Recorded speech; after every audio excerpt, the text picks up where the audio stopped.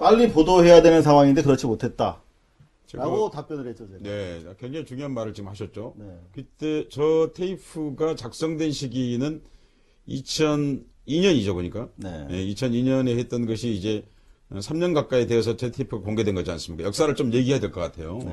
저게 이제 당시 대통령 선거가 진행되고 있는 그 기간이었지 않습니까? 네. 그 기간 동안에 이제 삼성이라는 대재벌이 어떻게 하면 그 당시에 대선 후보, 대통령이 될 것 같은 사람에게 돈을 전달할 것인가 하는 것을 그 삼성그룹의 핵심 책임자들이 논의하던 과정에 있는 내용을 녹음한 것이지 않습니까, 사실은요. 그렇죠. 예. 그래서 그렇게 한 건데 그게 몇 년 동안 잠자고 있다가 어떻게 이제 MBC에 당시 근무하고 있던 보도국 기자였던 이상호에게 연락이 온 거죠, 사실은요. 거기까지 지금 말씀하신 거죠. 네. 그런데 이제 저 테이프를 그 당시에 녹음 테이프를 공개했던 게 아니라 제가 이제 그 삼성 엑스파일이라는 이상호 기자 쓴 책을 읽어보니까 대략 한 10개월 정도 시간을 걸리고 계속 기다렸지 않습니까, 사실은. 저는 그 10개월이야말로 또 다른 엑스파일이다. 사실 생각합니다. 왜냐하면 저걸 취재했으면 바로 보도를 해야 되는 거죠, 사실은요. 그러니까 지금 JTBC가 어떻게 시청률 1위를 기록하고 있습니까? 아무것도 아니지 않습니까?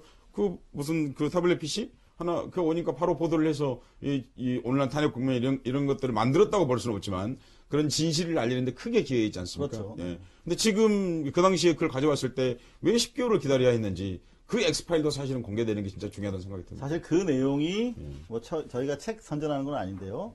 바로 이 삼성 엑스파일이라고 하는 책에 담겨 있는 내용이 바로 그 내용이죠. 그러니까 제보를 최초에 10월에 입수하고 이듬해 7월에 보도되기까지 삼성과 청와대, 검찰, 국회의 로비, 언론도 있죠. 그리고 언론 내부에서, MBC 내부에서의 방해, 이런 것들을 사실 고발하고 있는 내부 고발 서적인데, 사실 이 책을 쓰도록 한 사람이 바로 서혜성 교수님이세요. 저는 삼성 엑스파일 보도가 너무 힘들었거든요, 사실은. 10개월 동안 회사와 싸우느라고. 근데 여기 조금 전에 제일 저한테는 결정적인 순간이었어요. 네, 엄기영 네. 앵커가 왜 자료를 받고 그동안 보도하지 않았느냐 라고 저한테 묻는 거예요. 사실 그 앵커가 고마운 거죠. 아니죠.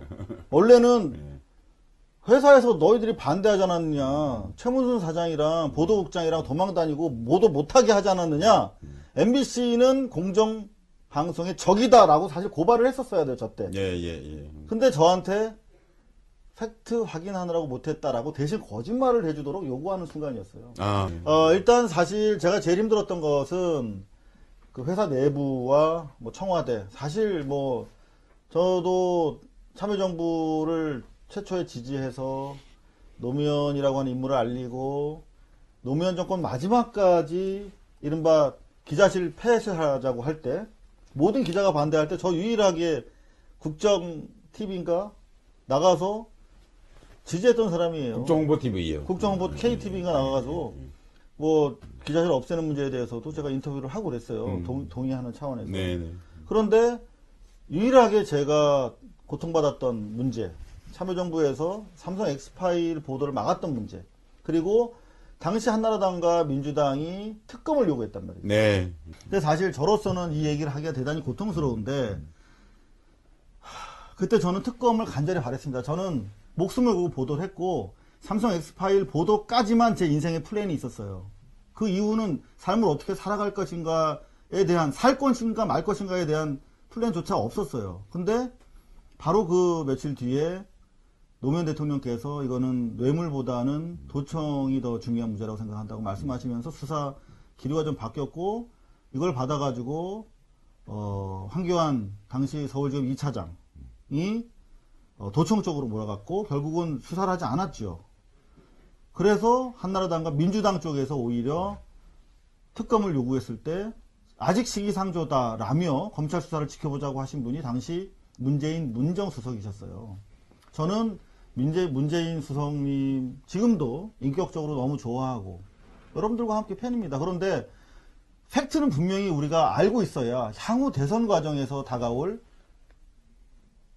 재벌 해체, 재벌 개혁 문제에 대해서 우리가 촛불 민심이 제대로 반영될 수 있지 않을까라는 차원에서 저도 이 발언하기가 아프지만 당시에 특검을 시기상조라고 막았던 문재인 현재 우리 후보께서 어떤 생각을 지금 가지고 계신지 꼭 좀 제가 여러 차례 여쭤봤는데 답변을 못 들었거든요. 다시 한번 꼭 듣고 싶고, 그때 좌초된 특검이 12년 만에 다시 살아나서 삼성의 심장을 타격하고 있는 거죠. 네, 그렇습니다.